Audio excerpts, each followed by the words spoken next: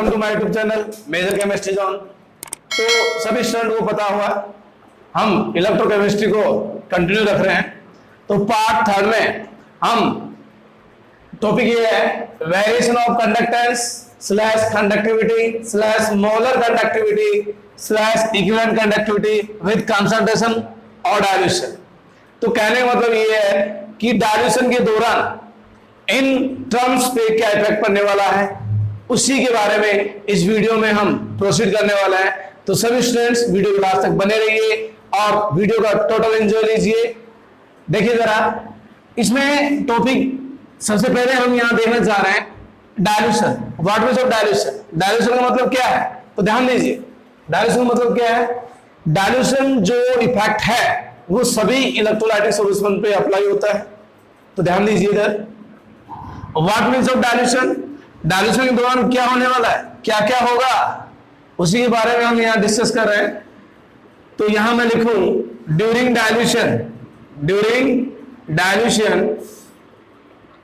During dilution.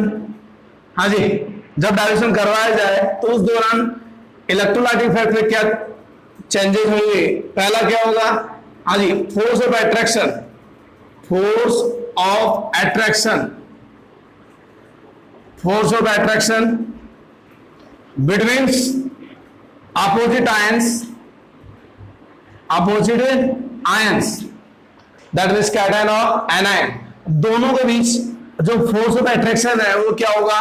Decrease होगा, decreases, that means कम होगा। Point number second, second क्या बता रहा है? इसमें ये बता रहा है degree of ionization, degree of ionization, degree of ionization, ionization, that means value of alpha, value of alpha क्या होगा भैया? इंक्रीजेस। यहां अल्फा की वैल्यू क्या होगी? इंक्रीज होगी। नेक्स्ट, जब अल्फा की वैल्यू इंक्रीज होगी तो number of ions as well as increases. Ions increase होंगे तो सॉल्यूशन में वॉल्यूम भी इंक्रीज होगा। वॉल्यूम और आयन दोनों इंक्रीज होने से आयनों की जो मोबाइलिटी है, दैट मीन्स आयनिक मोबाइलिटी, वो भी क्या होगी? इंक्रीज होगी। तो आयनिक मोबाइलिटी इंक्रीज। तो मैं ये कह सकता हूं डायल्यूशन के दौरान नंबर ऑफ आयंस इंक्रीज होंगे, आयंस के बीच जो फोर्स ऑफ अट्रैक्शन है वो डिक्रीज होगा, तो आयंस दूर दूर होंगे। मैं एक एग्जांपल देके समझा रहा हूं। यहां पे कोई सॉल्यूशन है और सॉल्यूशन में हमारे पास साल्ट AB है। क्या है? AB। अब AB साल्ट पर मैं 3D इफेक्ट डाल रहा हूं।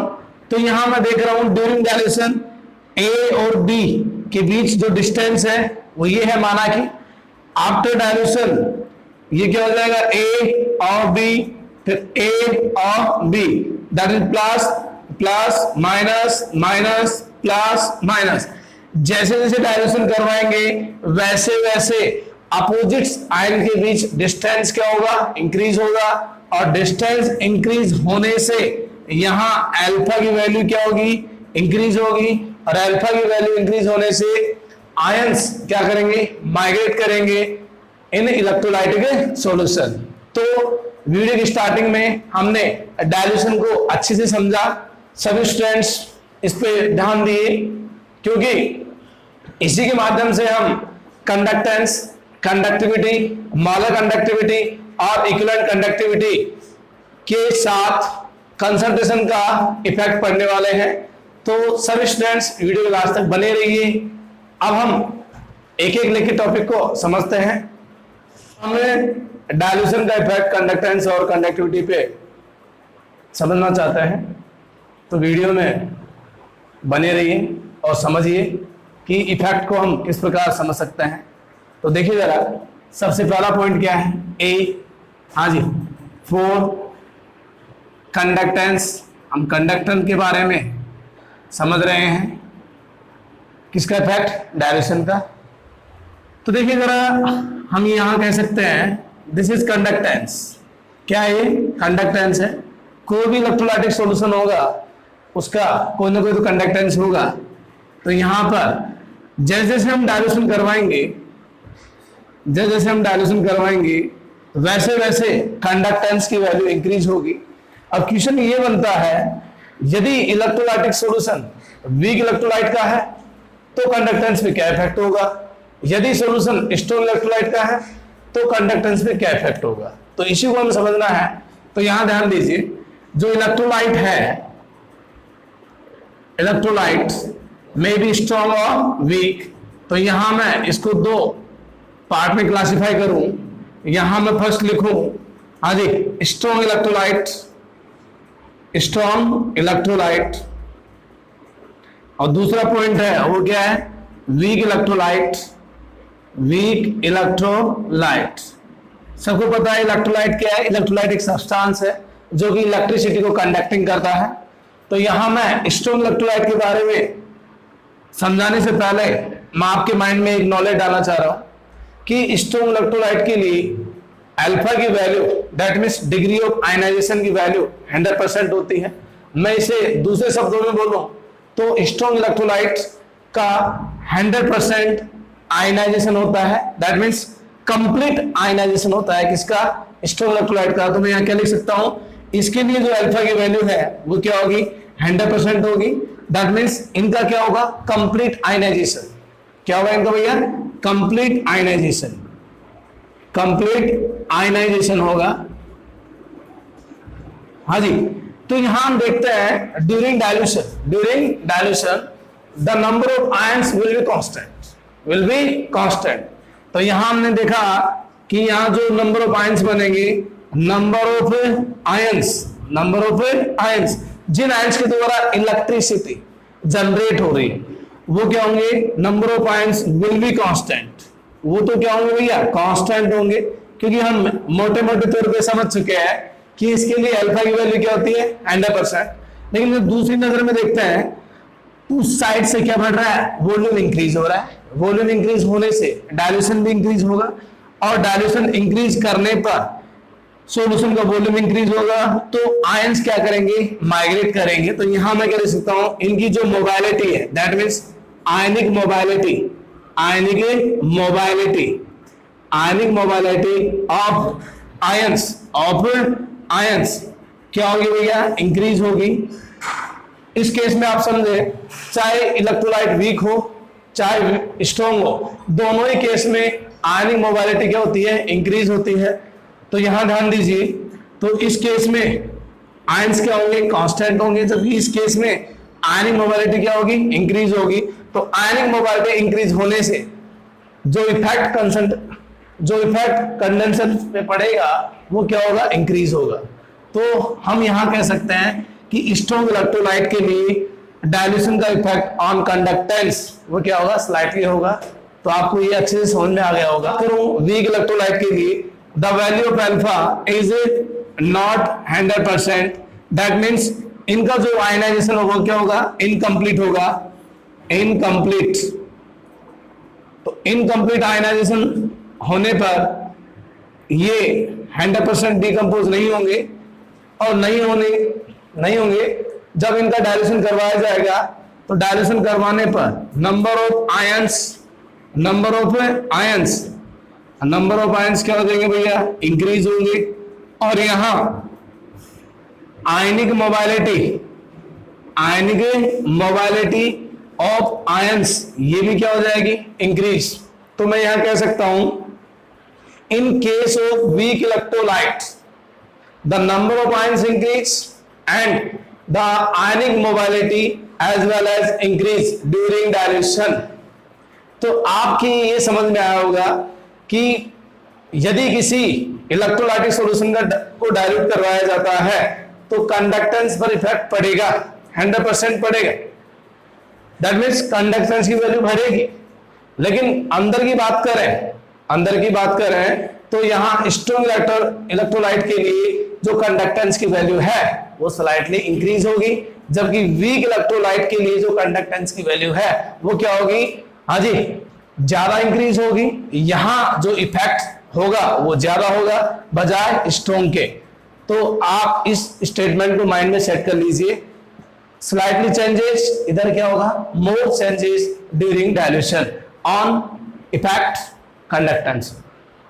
दस फाइनल। अब हम आगे की तरफ मूव करेंगे। अब किसकी बात करेंगे, कंडक्टिविटी की। देखिए जरा, आगे फॉर कंडक्टिविटी, इसको अदर तरीके से बोलते हैं, जिसको क्या बोलते हैं, स्पेसिफिक कंडक्टेंस। क्या बोलेंगे, स्पेसिफिक कंडक्टेंस। तो सभी स्टूडेंट्स को मैं समझा चुका हूं पार्ट सेकंड ऑफ इलेक्ट्रोकेमिस्ट्री। उसमें बताया था मैंने कि कंडक्टिविटी किस पे डिपेंड करती है, द नंबर ऑफ मोल्स,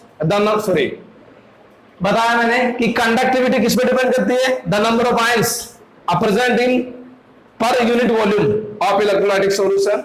मैं यहां दोबारा समझा रहा हूं, कप्पा इज इक्वल टू क्या था, G G star, very famous relationship, kappa is equal to G G star. तो यहां मैंने कहा kappa is equal to G, और जी स्टार क्या होता है, cell constant, that means L/A। यदि मैं दोनों इलेक्ट्रोड्स के बीच का डिस्टेंस 1 सेंटीमीटर और इलेक्ट्रोड का क्रॉस सेक्शन एरिया 1 सेमी स्क्वायर मानूं, तो यहां क्या हो जाएगा, kappa is equal to G, इधर क्या 1 सेंटीमीटर, हाँ जी, divide by 1 centimetre cube, good, sorry square. यहां हमने ये देखा। अब यहां देखेंगे, आपको पता होना चाहिए वॉल्यूम लेंथ और एरिया को गुणा करने पर क्या आता है भैया, वॉल्यूम इन 3D। तो यहां क्या लिखेंगे, कप्पा इज इक्वल टू जी लिख सकते हैं।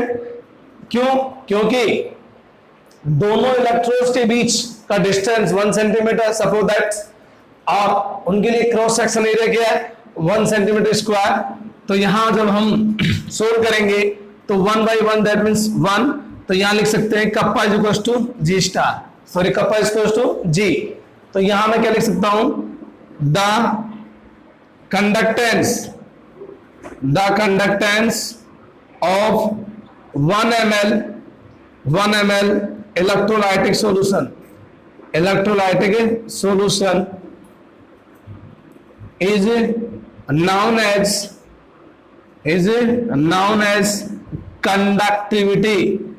known as conductivity, that means kappa.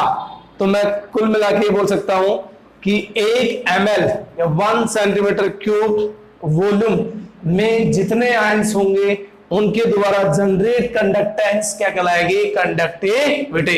तो देखिए जरा, इधर देखेंगे, ड्यूरिंग डायल्यूशन के दौरान क्या होने वाला है, यही तो हमें देखना है। तो क्या होगा, देखिए जैसे से हम डायल्यूट करवाएंगे, तो देखिए ये सॉल्यूशन है यहाँ पे, इनिशियली सॉल्यूशन, और इसमें इलेक्ट्रोलाइटिक सॉल्यूशन है, और वो क्या है, ए बी, और इसमें कितने आयंस है भैया, 1 मोल। कितने मोल है, 1 मोल, ए बी के 1 मोल। जैसे हम क्या कराएंगे, डायल्यूट करवाएंगे, दैट मीन्स डायल्यूशन करवाने पर इसका जो वॉल्यूम है वो क्या है, 1 ml। जैसे डायल्यूट कराएंगे तो इसका वॉल्यूम क्या हो जाएगा, 2 ml, और मोल्स कितने बने जाएंगे, कितने, 1 मोल्स ऑफ AB। अब यहां हम देखते हैं चेंज इन कंडक्टिविटी। तो यहां देखेंगे तो क्या हो जाएगा, kappa is equal to 1:1, that means 1 moles present in 1 ml। इधर रेशियो कितना जाएगा, 1, जबकि इधर देखेंगे क्या हो जाएगा, 1 मोल प्रेजेंट इन 2 ml। यहां इधर देखेंगे क्या जाएगा, 0.5। तो हम दोनों में देखते हैं during dilution the number of ions decrease due to its depend conductance of 1 ml electrolytic solution। मेरी बात समझ में आ गई होगी। मैं ये कहना चाह रहा हूं, किसी इलेक्ट्रोलाइटिक सॉल्यूशन के 1 ml या 1 सेंटीमीटर क्यूब में जितने आयन होंगे, उन आयन के द्वारा जितनी कंडक्टेंस जनरेट होगी, वही उसकी क्या कहलाएगी, कंडक्टिविटी। ये डायग्राम से आपको समझ में आ रहा होगा, 1 ml में 1 मोल था, जबकि इधर क्या है 2 ml में 1 मोल है।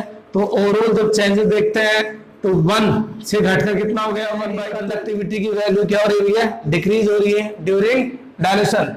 Very important point for exam point of view, CBSE, RBSC and competition exam.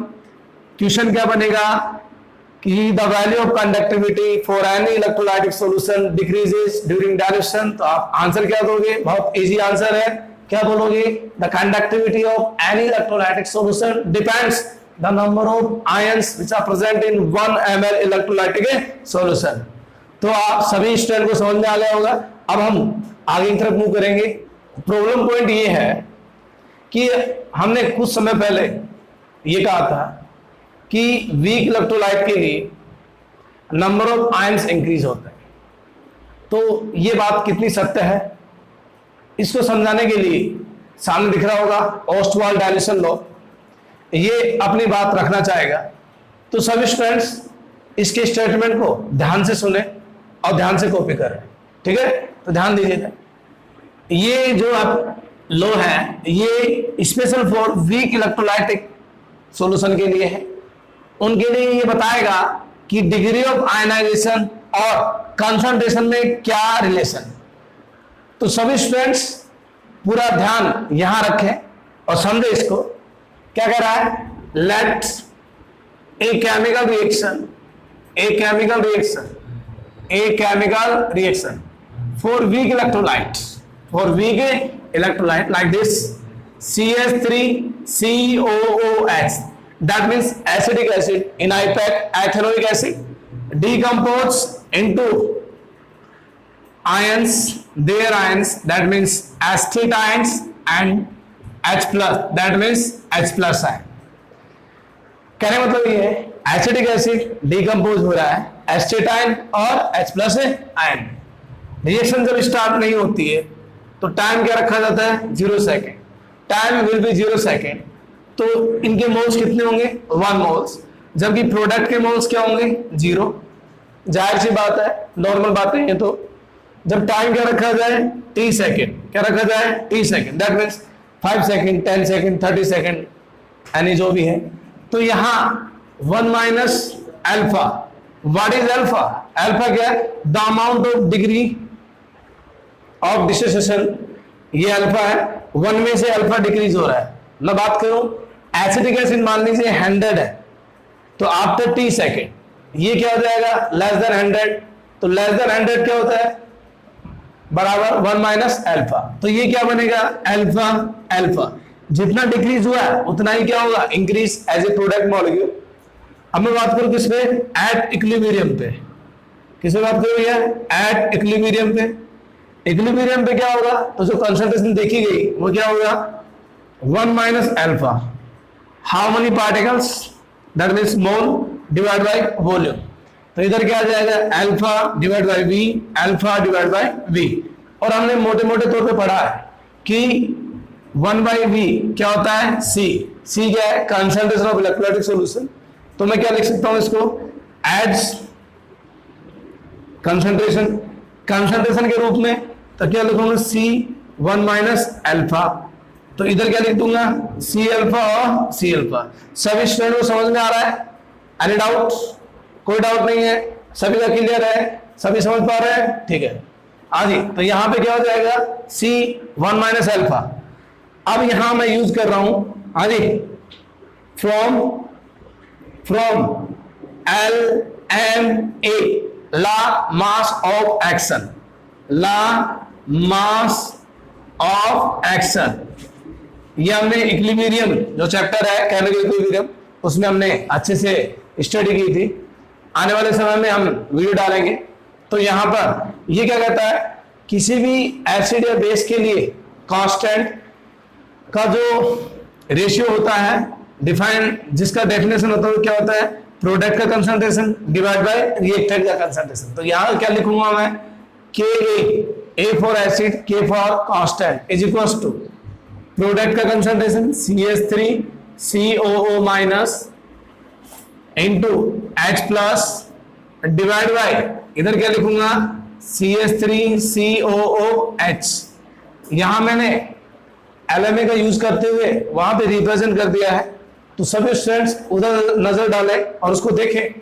आज Ka इज इक्वल टू, इसकी वैल्यू क्या हो जाएगी, C alpha dot C alpha divide by C1 minus alpha. मैंने यहाँ वैल्यू पुट की है, आपको दिख रहा होगा, सामने दिखा हुआ है।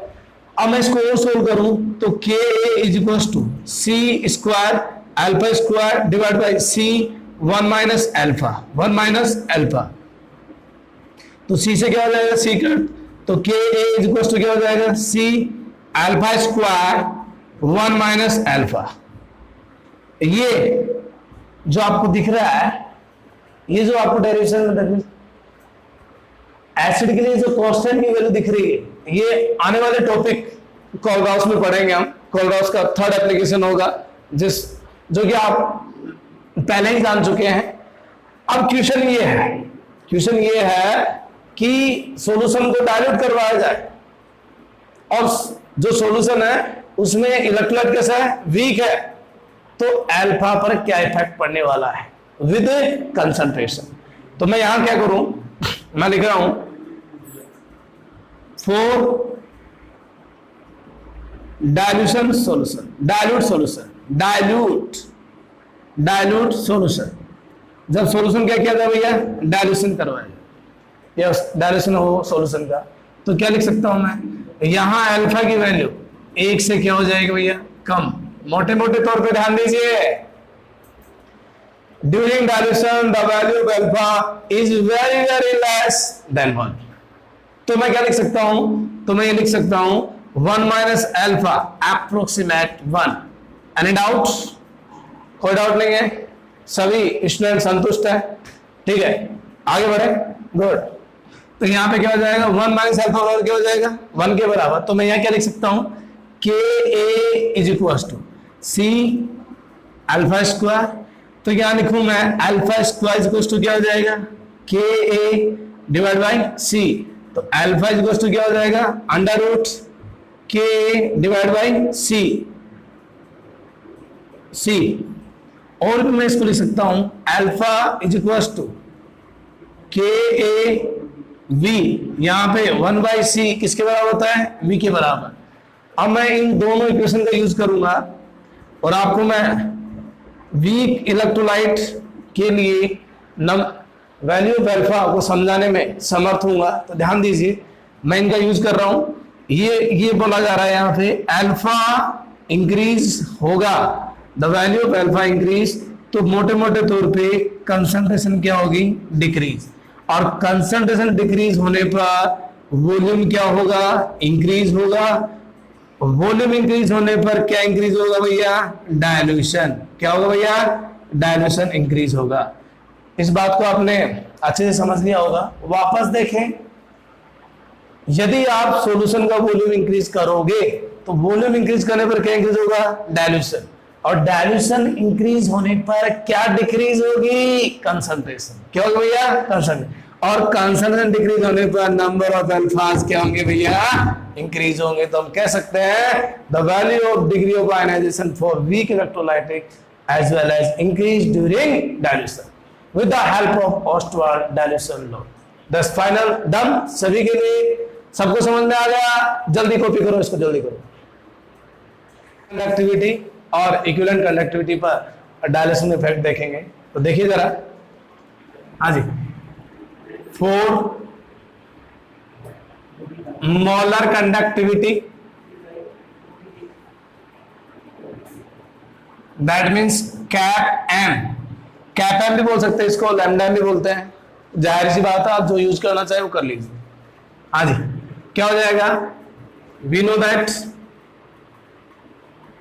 हम जानते हैं cap M is equal to क्या होता है भैया, kappa into volume, kappa into volume. इसको मैं और भी अगर थोड़ा ओपन करना चाहूं तो kappa into 1000 divide by capital M. Capital M यहां पे क्या है, मोलरिटी।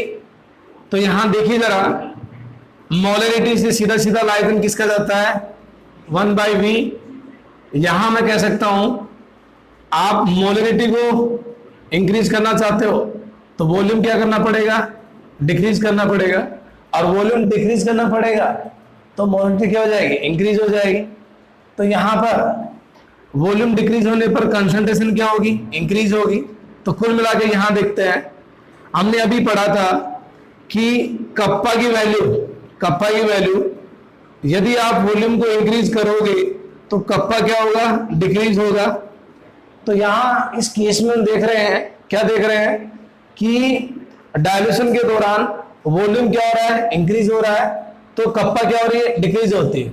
तो यहां कप्पा दिया हुआ है और वॉल्यूम है, वॉल्यूम इंक्रीज तो कप्पा डिक्रीज, तो ओवरऑल चेंज क्या होगा, और वही चेंज किस पे डिपेंड करेगा, मोलर कंडक्टिविटी पे। तो ध्यान दीजिए, तो प्रैक्टिकली हमने एक्सपेरिमेंट वैल्यू देखी, देखने से क्या हुआ, हम वॉल्यूम इंक्रीज करते हैं तो वॉल्यूम में जो चेंजेस होगा वो कप्पा की तुलना में ज्यादा होगा। तो मैं यहां ये कह सकता हूं वॉल्यूम का जो इफेक्ट है वो डोमिनेंट होगा किस पे, कप्पा पे। तो यहां ओवरऑल चेंजेस किस में देखा जाएगा, वॉल्यूम में।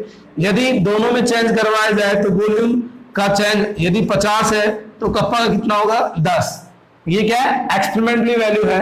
तो मैं यहां कह सकता हूं कि कैप एम इंक्रीज होगा कब, जब आप मोलरिटी को क्या करोगे, डिक्रीज करोगे, दैट मींस कंसंट्रेशन को क्या करोगे, डिक्रीज करोगे। और कंसंट्रेशन डिक्रीज होगी तो क्या इंक्रीज होगा, वॉल्यूम इंक्रीज होगा। वॉल्यूम कब इंक्रीज होगा, जब आप क्या बढ़ाओगे, डायल्यूशन। क्या बढ़ाओगे, या डायल्यूशन। और आपको पता ही है डायल्यूशन करने पर नंबर ऑफ आयंस इंक्रीज होते हैं, डिग्री ऑफ आयनाइजेशन इंक्रीज होगा, फोर्स ऑफ अट्रैक्शन डिक्रीज होगा, और आयनिक मोबिलिटी क्या होगी, इंक्रीज होगी। तो मैं कुल मिला के ये कह सकता हूं कि during dilution the change in molar conductivity increase. During dilution the change in molar conductivity as well as increase. इसी तरह हम बात करें किसके लिए भैया, for equivalent conductivity. Equivalent conductivity तो यहां ध्यान दीजिए, क्या बोलेंगे, वी नो दैट, हम जानते हैं क्या, cap EQ is equal to क्या होगा, कप्पा इंटू वॉल्यूम। मैं लिख सकता हूं cap is equal to kappa into 1000 divide by normality. Normality क्या है, यूनिट ऑफ कंसंट्रेशन।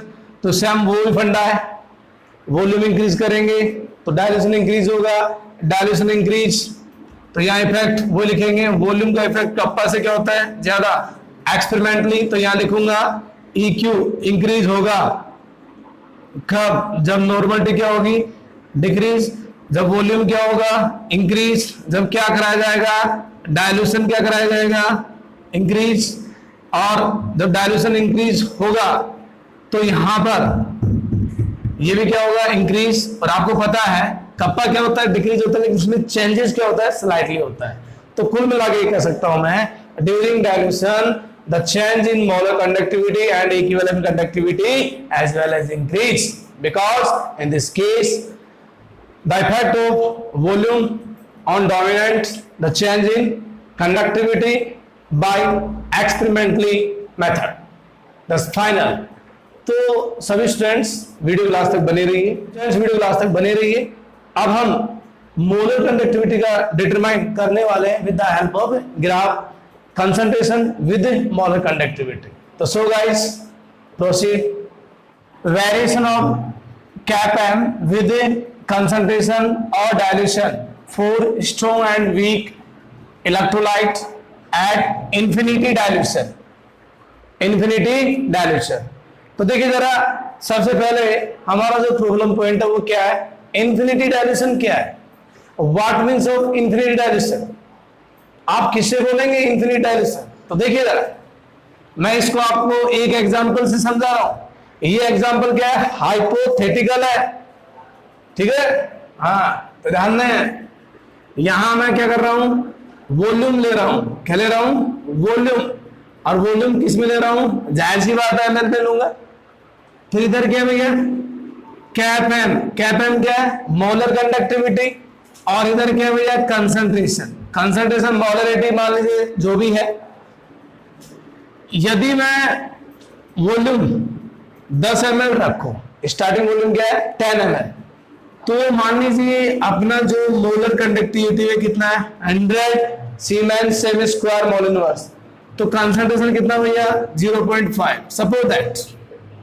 इसी तरह बात करूं मैं 20 ml, तो यहां कितना हो जाएगा 110, तो ये क्या हो जाएगा 0.4।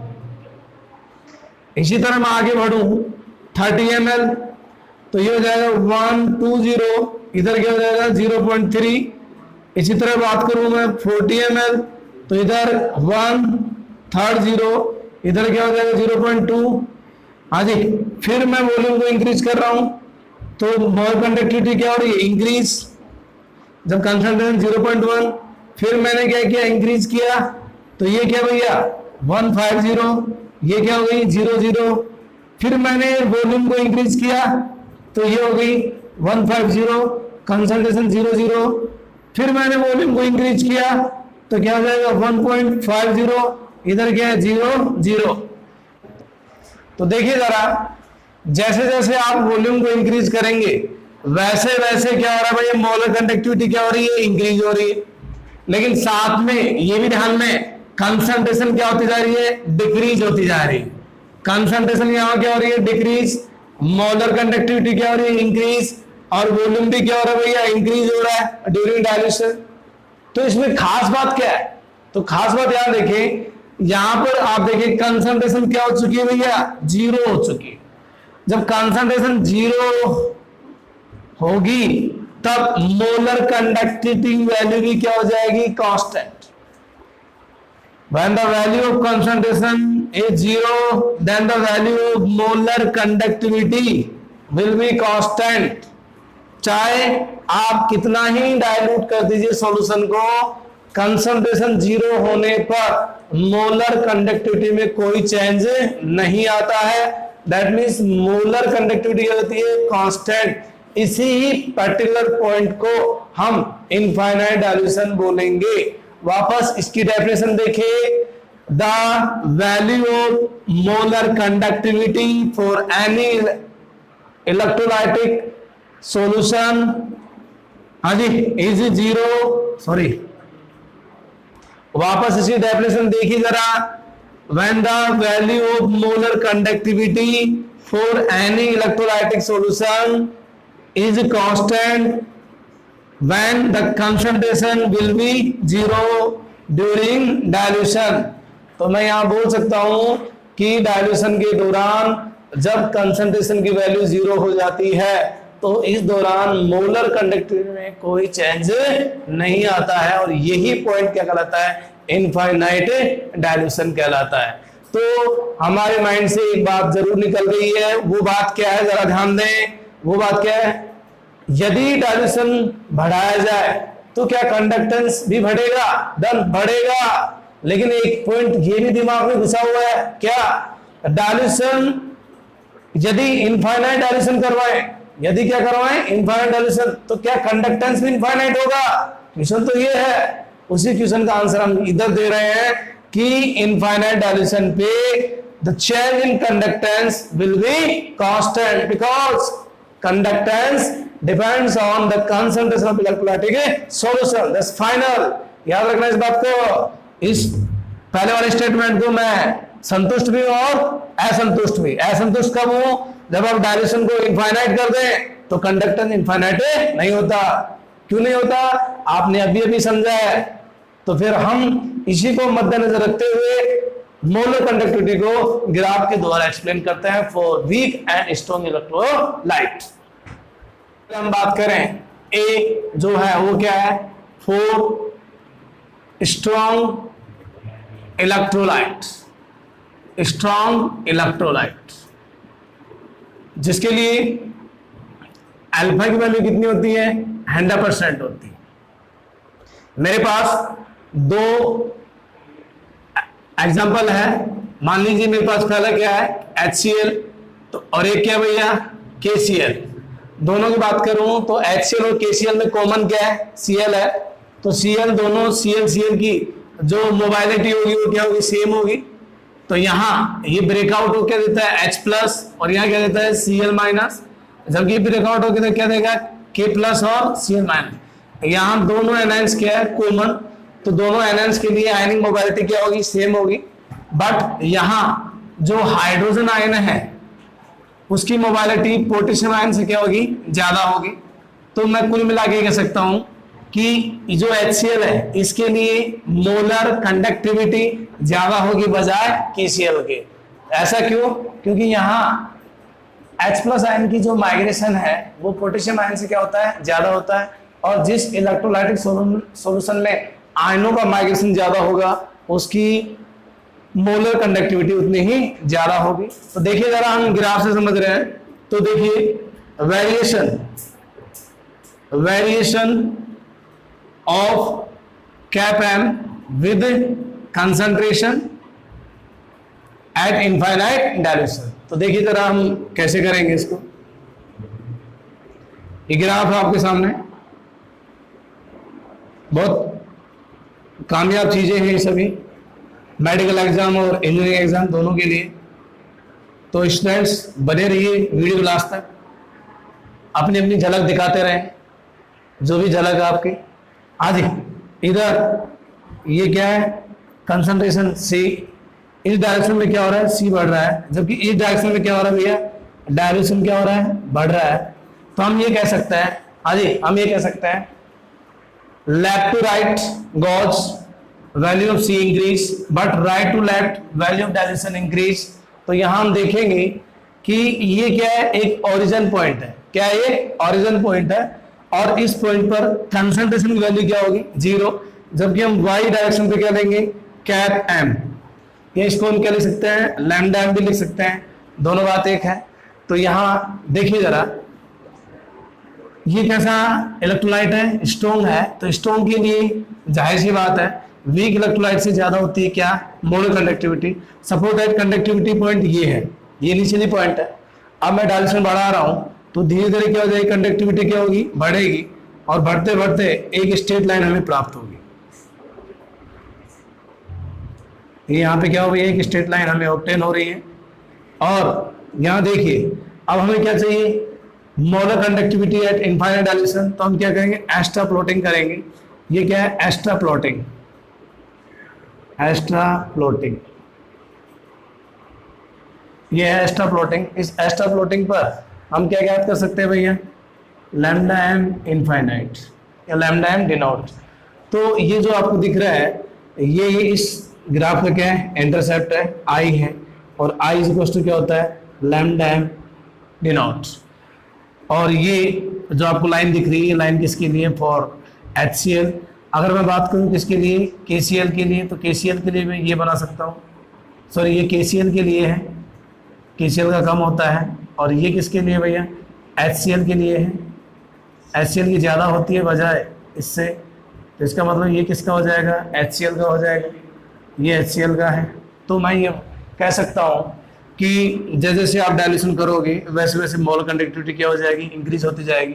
और आपको अगर इनफाइनाइट पे मोलर कंडक्टिविटी डिफाइन करनी है तो आप क्या करेंगे एक्स्ट्रा प्लॉटिंग करेंगे। तो यहाँ मैं क्या लिख सकता हूँ, हाँ जी इंटरसेप्ट किसके बराबर है नेगेटिव है, किसके y डिवाइड बाई x, और हम सीधा सीधा किससे लिख रहे हैं कैप m इनफाइनाइट। तो ये तो हमारा क्या आ गया इंटरसेप्ट आ गया है।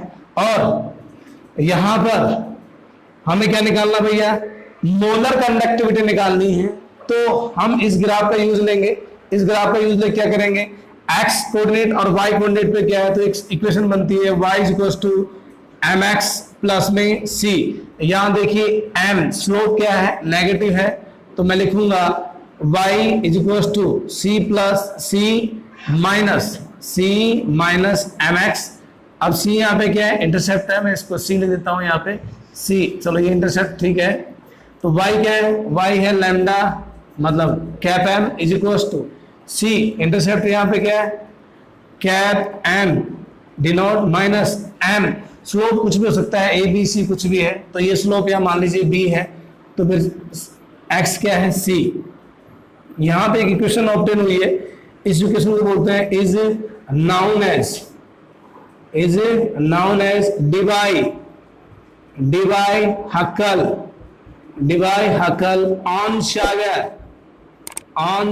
इक्वेशन। इसे क्या बोलेंगे? Debye-Huckel equation. इसे बोला जाएगा Debye-Huckel इक्वेशन। ये इक्वेशन है। इसमें जो b दे रखा है, b क्या है? एक कांस्टेंट है। जरा मैं इसको यहां समझा रहा हूं। हेयर ये क्या है? कैप एम क्या है? Molar conductivity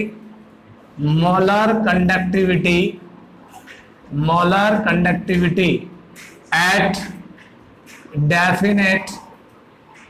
definite concentration. और कैप एम डिनोट क्या है? Molar conductivity at infinity dilution. और यहां आपको दिख रहा होगा सी क्या है?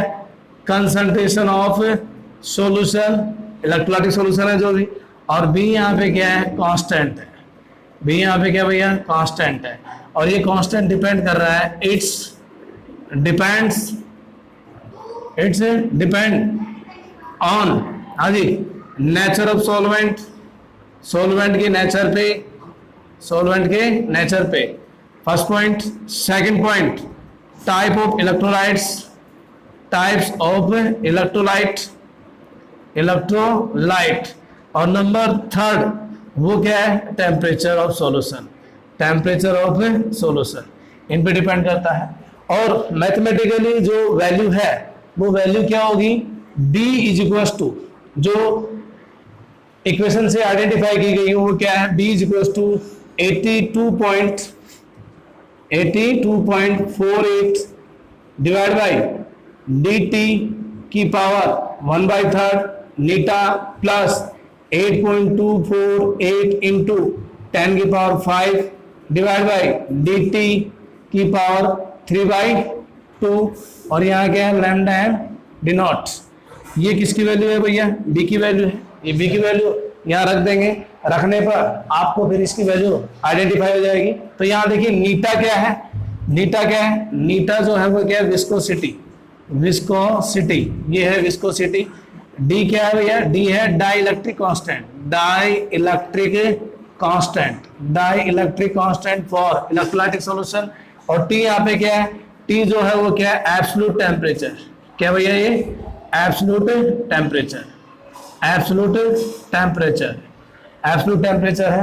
तो इस प्रकार हमने यहाँ पर 4 स्ट्रॉन्ग इलेक्ट्रोलाइट के लिए ग्राफ प्लॉट किया है। और इस ग्राफ की सहायता से हमने एक इक्वेशन ड्रा की है। उस इक्वेशन को क्या बोलेंगे? Debye-Huckel इक्वेशन, जिसके बारे में बताया गया है। और ये जाहिर सी है, ये मोटा तौर पे है। बी किस पे डिपेंड करेगा? नेचर ऑफ सॉल्वेंट पे, टाइप्स ऑफ इलेक्ट्रोलाइट पे और टेम्परेचर पे। वेरी फेमस है बी क्या है? वेरिएबल है, क्योंकि हमारे पास जो साल्ट होंगे वो क्या होंगे? AB होगा, AB2 होगा, AB3 होगा, that means 1:1, that means 1:2, that means 1:3। तो यहाँ पे क्या है? वेरिएबल है। आयनिक चार्ज क्या है? वेरिएबल है। तो यहाँ ये भी क्या होगा? वेरिएबल होगा। और ये मैथमेटिकली वैल्यू है। बी क्या है? मैथमेटिकली वैल्यू जो कि आइडेंटिफाई की गई है बाय Debye-Huckel इक्वेशन। तो यहां ध्यान दीजिए, ये सब क्लियर हो गया है। अब क्वेश्चन ये आता है, क्वेश्चन ये है, क्या है क्वेश्चन? क्या बी की कोई यूनिट होती है? तो कोई बोलते हैं होती नहीं है, कोई बोलते हैं, लेकिन हम इस वीडियो में डिस्कस करना चाहेंगे यूनिट ऑफ बी। तो वीडियो के लास्ट तक बने रहिए। बी तो देखिए जरा हम किस प्रकार निकालेंगे। वी नो दैट, हम जानते हैं, हाँ जी, फ्रॉम Debye-Huckel इक्वेशन वो क्या है? Cap M is equal to cap M denote minus में बी, हाँ जी, √c। हमें क्या चाहिए? बी। यहाँ पे क्या है? √c is equal to cap M denote minus में कैप एम। तो b इज इक्वल टू क्या हो जाएगा? कैप एम डिनोट माइनस में cap M divide by √c। तो हम यहाँ √c को क्या लिख सकते हैं? √c को हम लिख सकते हैं c की power 1/2। Any doubt? No doubt. तो यहाँ क्या लिख सकते हैं, B इज इक्वल टू, हाँ जी, लैम्डा सॉरी कैप एम दोनों की है मोलर कंडक्टिविटी, तो दोनों की जो यूनिट आएगी क्या आएगी, सीमेंस सेमी स्क्वायर और मोल इनवर्स। कंसंट्रेशन क्या है, C की पावर 1/2 लिख सकता हूं मैं, C की पावर 1/2। तो यहाँ C क्या होगा देखिए जरा, सीमेंस सेमी स्क्वायर और मोल इनवर्स, और कंसंट्रेशन जो मेजर होती है किसमें होती है, मोल पर लीटर, और यहाँ पे क्या हो जाएगा 1/2। तो आप पता है लीटर किस में होता है, सेंटीमीटर क्यूब में, तो क्या लिख सकता हूँ, B is equal to siemens semi square mole inverse, हाँ जी, इधर क्या हो जाएगा, मोल पर सेंटीमीटर क्यूब 1/2।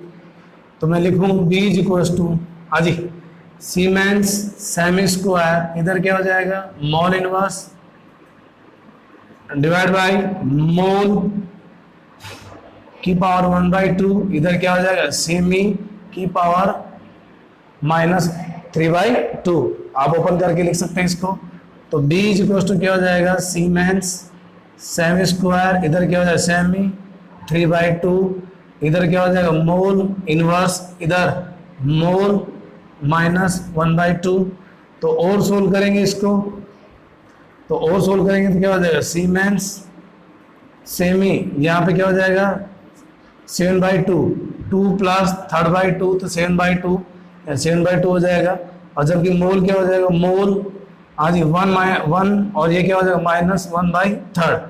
तो B की यूनिट क्या आ गई भैया, सीमेंस। अब सीमेंस को क्या लिख सकते हैं, हम ये भी लिख सकते हैं, ओम इनवर्स भी लिख सकते हैं, ओम इनवर्स सेमी 7/2 मोल, ठीक है, और इसको मोह भी लिख सकते हैं, क्या लिख सकते हैं, मोह। तो इस प्रकार हमने B की यूनिट निकाल ली है। अब हम वीक इलेक्ट्रोलाइट के लिए ग्राफ प्लॉट करेंगे। उसमें जो ग्राफ प्लॉट होगा वो क्या होगा, एक इनफाइनाइट डायल्यूशन पे मोलर कंडक्टिविटी आइडेंटिफाई करने के लिए ग्राफ प्लॉट करेंगे।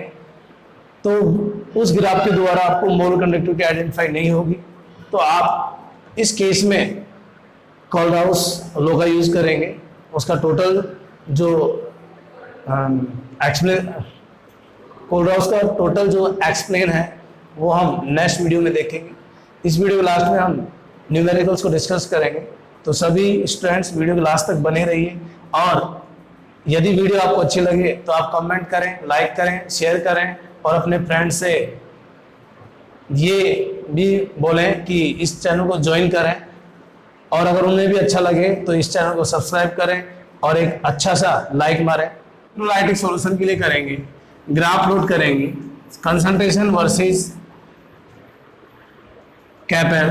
तो आपको पता है वीक इलेक्ट्रोलाइट के लिए जो अल्फा की वैल्यू होती है वो क्या होती है, हाँ जी, अल्फा की वैल्यू होगी वो 0 से क्या होगी, ज़्यादा होगी, बट 100 से क्या होगी, कम होगी। दैट मीन्स मैं कह सकता हूँ कि alpha is equal to not 100%। तो यहाँ हम क्या करेंगे, एग्जांपल लेते हैं। मान लीजिए कि हमारे पास क्या है, CH3COOH, this is weak acid. तो वीक एसिड में जो है यहाँ क्या बनेगा, CH3COO- और यहाँ पे क्या है, H+। तो यहाँ पर जो डिग्री ऑफ आयनाइजेशन हो रहा है, तो डिग्री ऑफ आयनाइजेशन होता है, अल्फा की वैल्यू क्या होगी, अल्फा की वैल्यू कुछ भी हो सकती है, लेकिन यहाँ अल्फा 100% नहीं होगा। तो मैं कुल मिला के बोल सकता हूँ alpha is not equal to 1। तो फिर इसके लिए हम ग्राफ प्लॉट करें, तो अभी ग्राफ में क्या मिलेगा, यदि मैं इसी इलेक्ट्रोलाइटिक सब्सटेंस का डायल्यूशन बढ़ा दूं, दैट मीन्स इनफाइनाइट डायल्यूशन कर दिया जाए, तो अल्फा धीरे धीरे क्या होगा, इंक्रीज होगा, और एक पर्टिकुलर पॉइंट पर इंक्रीज होके क्या हो जाएगा, ये पैरेलल चलना शुरू हो जाएगा विद मोलर कंडक्टिविटी। तो देखिए जरा कैसे होगा। तो हम यहाँ ग्राफ प्लॉट कर रहे हैं, इस ग्राफ को देखिए। यदि आपको ग्राफ से मोलर कंडक्टिविटी का आइडेंटिफिकेशन हो जाता है तो और भी अच्छा है, नहीं होता है तो इसके लिए हम रूल्स देखेंगे। तो इस क्राइटेरिया पे हमने क्या लिया है, लैम्डा सी, और इस क्राइटेरिया पे हमने क्या लिया है, डायल्यूशन। क्या रखा भैया, डायल्यूशन। अब ध्यान दें, इधर क्या है, कैप एम है। अब क्या हो रहा है, हमारे पास इलेक्ट्रोलाइट कैसा है, वीक है। तो ये जाहिर सी बात है कि वीक इलेक्ट्रोलाइट के लिए जो मोलर कंडक्टिविटी होगी वो स्ट्रॉन्ग से क्या होगी, कम। सपोज दैट ये यहाँ है 10.5 nm, अब इधर डायल्यूशन बढ़ेगा तो यहाँ पर क्या होगी, ये मोलर कंडक्टिविटी क्या होगी, धीरे धीरे क्या होगी, इंक्रीज होना शुरू होगी, और ये इंक्रीज होके धीरे धीरे बढ़ना शुरू होगी और ये यहाँ तक पहुँच जाएगा। कुल मिला के क्या हमें यहाँ जो ग्राफ बनेगा उसमें क्या मिलेगा, कर्व मिलेगा। क्या मिलेगा, कर्व। अब ये कैसे, तो हमने कैल्विन काइनेटिक्स के पार्ट 11 में पढ़ा था कि y is equal to exponentially m divide by x। ये जो ग्राफ है इस इक्वेशन को फॉलो कर रहा है। तो y हम क्या बोले, when x क्या हो जाए 0, और यहाँ x है क्या, x यहाँ पे क्या है, concentration, this is origin point, ये 0 हो जाए तो 0 होने पर जो m बाई एक्स का जो चेंजेस आएगा वो क्या आएगा, इनफाइनाइट। तो मैं ये बोल सकता हूँ y is equal to e, यहाँ पे क्या आ जाएगा, इनफाइनाइट। और आपको पता है एक्सपोनेंशियल की पावर इनफाइनाइट क्या होता है, इनफाइनाइट ही होता है। तो यहाँ y की वैल्यू क्या हो जाएगी, इनफाइनाइट। तो मैं ये बोल सकता हूँ आपका जो y है दैट मीन्स ये मोलर कंडक्टिविटी, ये आपको आइडेंटिफाई नहीं होने देगा क्योंकि इसकी वैल्यू क्या होती जा रही है, इनफाइनाइट होती जा रही है। और इनफाइनाइट होने से हमें कोई एक पर्टिकुलर पॉइंट पे मोलर कंडक्टिविटी ऑब्टेन नहीं होगी with the help of graph. तो फिर हम क्या करेंगे, तो हम molar conductivity for electrolyte, for weak electrolyte determine करने के लिए हम किसका यूज करेंगे, स्ट्रॉन्ग इलेक्ट्रोलाइट का यूज करेंगे। तो हमने स्ट्रॉन्ग इलेक्ट्रोलाइट के लिए क्या देखा था, ये देखा था, ये एक्स्ट्रा फ्लोटिंग है और ये यहाँ से स्ट्रॉन्ग के लिए था, ये एक्स्ट्रा फ्लोटिंग और ये यहाँ से, ये क्या है, स्ट्रॉन्ग के लिए बताया था मैंने। और जबकि ये किसके लिए है, वीक के लिए। ये किसके लिए बताया था, for strong electrolyte, for strong electrolyte. जबकि ये किसके लिए है, ये वीक इलेक्ट्रोलाइट के लिए है, वीक इलेक्ट्रोलाइट, वीक इलेक्ट्रोलाइट, ये वीक इलेक्ट्रोलाइट के लिए है। तो यहाँ वीक इलेक्ट्रोलाइट के लिए जैसे एग्जांपल है CH3COOH, इसको डिकम्पोज किया तो धीरे धीरे मोलर कंडक्टिविटी इंक्रीज होगी, एक फाइनल पॉइंट पर ये धीरे धीरे इंक्रीज होती है, इसके पैरेलल आ जाएगा। तो इस ग्राफ की सहायता से हम मोलर कंडक्टिविटी को आइडेंटिफाई नहीं कर सकते हैं। तो हमें मोलर कंडक्टिविटी को आइडेंटिफाई करना है तो हम यहाँ एक रूल्स का यूज करेंगे, और वो रूल्स क्या है, कोलराउस रूल्स, जो कि पार्ट 4 में हम डिस्कस करेंगे अच्छे से विद न्यूमेरिकल्स। अब हम इस वीडियो के लास्ट में कुछ न्यूमेरिकल्स के बारे में डिस्कस करना चाहते हैं जो कि CBSE RBSE बोर्ड के लिए इंपॉर्टेंट है और कंपटीशन एग्जाम के लिए। तो सभी स्टूडेंट्स बने रहिए वीडियो के लास्ट तक। Question number first, specific conductance of 0.1 m HNO3 is 6.3 into 10 power minus 2 ohm inverse centimeter inverse dot the molar conductance of solution is। इस क्वेश्चन में ये बताया गया है कि HNO3 का सॉल्यूशन है जिसका कंसंट्रेशन 0.1 माना गया है और इसके लिए जो कंडक्टिविटी है वो आपको दी गई है। तो आप इनकी सहायता से इस सॉल्यूशन के लिए मोलर कंडक्टिविटी का आइडेंटिफिकेशन करें, डिटरमिनेशन करें। तो कैसे करोगे देखिए जरा। हाँ जी, हम यहाँ क्वेश्चन को सोल्व कर रहे हैं तो क्या बोलेंगे, अकॉर्डिंग टू क्वेश्चन, क्वेश्चन के अनुसार। पहले क्या करेंगे, जो जो आपको दिया हुआ है उसको समेट लीजिए, दैट मीन्स गिवन डाटा क्या दिया हुआ है, कप्पा दिया हुआ है 6.3 इंटू 10 की पावर माइनस 2 ओम इनवर्स और सेंटीमीटर इनवर्स, और साथ में आपको कंसंट्रेशन दी गई है दैट मीन्स मोलरिटी, और भी दी गई है 0.1। मोलरिटी क्या होती है, मोल पर लीटर, दैट मीन्स सेमी, ये लिख सकता हूं मैं इसको। हाँ जी, और क्या है, आपसे पूछा गया है क्या है, कैप एम क्वेश्चन मार्क। तो क्या बोलेंगे, वी नो दैट, हम जानते हैं अच्छे से, हमने पार्ट 1 में पार्ट 2 में पढ़ा था। Cap M is equal to क्या होता है, kappa into 1000 divide by capital M. तो यहाँ इसकी वैल्यू पुट करेंगे, तो वैल्यू पुट करिए, कप्पा की वैल्यू कितनी है 6.3 इंटू 10 की पावर माइनस 2, इधर क्या है ओम इनवर्स, इधर क्या है सेंटीमीटर इनवर्स, इंटू 10 की पावर 3, हाँ जी, डिवाइड बाय 0.1 मोल, इधर क्या आ जाएगा सेमी माइनस क्यूब। सोल्व करेंगे इसको, तो सोल्व करने से हमें पता लगेगा। तो यहाँ क्या लिखूंगा, lambda M is equal to, यहाँ सोल्व करें 3, इससे 2 से कटेगा तो 1 10 बचेगा, इधर इसका पॉइंट उठाऊंगा, दैट मीन्स यहाँ लिखूंगा 63 इंटू 10 डिवाइड बाई इधर क्या दे रखा है 0.1 और यहाँ यूनिट आ जाएगी ओम इनवर्स सेंटीमीटर स्क्वायर और क्या आ जाएगा मोल इनवर्स। ध्यान दें ऊपर जाएगा। अब इसको सोल्व करेंगे lambda M is equal to 6 हाँ जी इंटू 10 ओम इनवर्स और इधर क्या आ जाएगा सेंटीमीटर स्क्वायर, इधर क्या आ जाएगा मोल इनवर्स। तो कुल मिला के आंसर क्या आएगा lambda M is equal to 630 with unit. Unit आप लगा ही देंगे, यूनिट आप लगाई हुई है। तो यहाँ पे हम सीधा सीधा लिखेंगे क्या आ जाएगा answer 630 mall ohm inverse semi square और मॉल इनवर्स। तो इस प्रकार हमने इजी तरीके से क्वेश्चन को सोल्व किया। तो now discuss question number second. Question number second, the molar conductivity of 0.5 मोल पर semi cube solution of AgNO3 with electrolytic conductivity of 5.76 into 10 की power minus 3 siemens semi inverse at 298 kelvin. इस question में ये बताया गया है कि AgNO3 का सॉल्यूशन है, उसके लिए कंसंट्रेशन 0.5 मोल पर सेंटीमीटर क्यूब दी गई है और आपको जो कप्पा की वैल्यू है वो क्या है 5.76 into 10 power minus 3 siemens centimetre inverse. तो आपसे ये पूछा गया है इसके लिए मोलर कंडक्टिविटी वैल्यू क्या होगी। तो जरा हम इसको सोल्व करेंगे, वो ही हमारा तरीका होगा अकॉर्डिंग टू क्वेश्चन। हाँ जी जो भी है उसको समेट लीजिए। गिवन डाटा क्या दे रखा है, तो सबसे पहले दे रखा है कप्पा इज इक्वल टू दे रखा है, कितना दे रखा है 5.76 इंटू 10 की पावर माइनस 2, इधर आ जाएगा हाँ जी ओम इनवर्स और इधर क्या है सेंटीमीटर इनवर्स। सीमेंस को ओम इनवर्स ले सकते हैं और यहाँ जो मोलिटी दे रखी है वो क्या दे रखी है 0.5, इधर क्या हो जाएगा मोल हाँ जी मोल और सेंटीमीटर पर सेंटीमीटर क्यूब। ठीक, आपसे पूछा गया है, आपसे पूछा गया है lambda M is equal to question mark.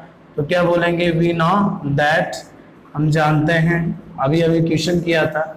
तो lambda M is equal to क्या हो जाएगा kappa into 1000 divide by M, value put करेंगे तो क्या आ जाएगा lambda M is equal to 5.76 into 10 की पावर माइनस 2 इंटू 10 की पावर 3। आप यूनिट लिखें तो लिख सकते हैं क्या ओम इनवर्स और सेमी इनवर्स डिवाइड बाय 0.5 मोल, इधर क्या आ जाएगा पर सेमी क्यूब। और सोल्व करेंगे इसको तो ये इससे कट हो जाएगा, तो यहाँ आ जाएगा 5.76 इंटू 10 हाँ जी इधर क्या हो जाएगा siemens semi inverse divide by यहाँ पे क्या लिखूंगा 0.5, इधर क्या हो जाएगा मोल पर सेमी क्यूब, मोल पर सेमी क्यूब। और सोल्व करें इसको तो सोल्व करने पर हमें दिख रहा होगा ये पॉइंट, इधर 2 पॉइंट है तो 2 0 इधर 1 0, तो कुल मिलाकर मैं ये लिख सकता हूँ ये पॉइंट यहाँ से हटाऊँ तो 1 पॉइंट इधर क्या है 2 पॉइंट, तो 1 से 0 से 0 कट, तो यहाँ क्या बचा यहाँ पे, तो ये इससे कट हो जाएगा। तो यहाँ देखेंगे 5 एकम 5 5 एकम 5 2 बचे हाँ जी 25 55 25 ठीक है, और यहाँ आ गया 5 दूनी 10, तो कुल मिला कितना आंसर आ गया 11.52 सीमेंस सेमी स्क्वायर और मोल इनवर्स 10 फाइनल। तो लैम्डा एम की वैल्यू क्या आ गई यहाँ पे भैया हाँ जी, तो लैम्डा एम की वैल्यू है 11.52 सीमेंस सेमी स्क्वायर। तो आप इस तरह से तो सोल्व कर सकते हैं, कोई प्रॉब्लम नहीं है, बहुत इजी है क्वेश्चन। तो यहाँ option number B is right of this question. इस क्वेश्चन पे वापस देखना, इसका आंसर आएगा 115.2। तो यहाँ ऑप्शन को राइट करें जरा, यह आ जाएगा 115.2। तो इसका ऑप्शन नंबर क्या हो जाएगा B right of this question. यहाँ आपको कुछ डाटा दिए गए हैं। एल बाई ए क्या है, सेल कांस्टेंट है जिसकी वैल्यू है 0.5। आर यहाँ पे क्या है 50 ओम दे रखा है, और एन यहाँ पे नॉर्मलिटी है सॉल्यूशन की 0.1।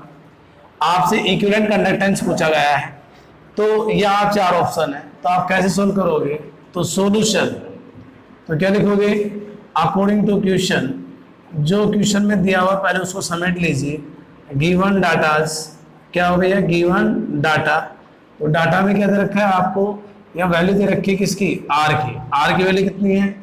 50 ओम दे रखी है, और नॉर्मलिटी दे रखी है आपको 1.0, और आपको नॉर्मलिटी यूनिट मालूम है ग्राम इक्विवेलेंट पर सेमी क्यूब। ठीक है, मोल पर लीटर है तो बस सेमी क्यूब हो जाएगा लीटर वाला।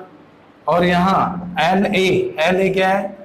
एल डिवाइड बाई ए, ये क्या है? सेल कांस्टेंट है, ये दे रखा है आपको 0.5 सेंटीमीटर इनवर्स। तो आपसे पूछा क्या है? आपसे पूछा है cap E Q is equal to question mark. तो हम लिखेंगे वी नो दैट, हम जानते हैं क्या? Cap E Q is equal to क्या होती है? Kappa into 1000 divide by normality of this solution. Kappa into 1000 divide by normality of this electrolytic solution. तो हमें क्या चाहिए? कप्पा चाहिए। तो फिर यहाँ क्या लिखें? हाँ जी, वी नो दैट कप्पा क्या है? तो कप्पा का फेमस रिलेशनशिप है kappa is equal to G G star. तो आपको क्या दे रखा है? जी दे रखा है, नहीं दे रखा है? तो जी क्या होता है? जी इज इक्वल टू होता है 1/r। तो क्या लिखूंगा? 1/r इंटू ये क्या होता है? L बाई ए। तो क्वेश्चन में आपको दे रखा है 1/r कितना?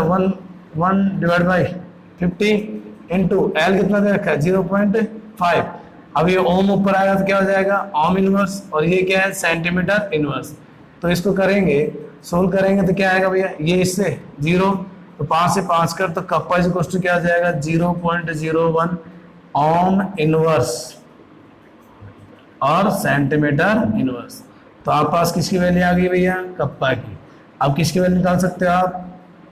Cap E Q kappa into 10³ divide by N. तो वैल्यू रखो, तो ये E Q is equal to क्या हो जाएगा? कप्पा क्या है? 0.01 इंटू 10³ इधर क्या हो जाएगा? ओम इनवर्स, इधर क्या है? सेंटीमीटर इनवर्स, डिवाइड बाय कितना दे रखा है?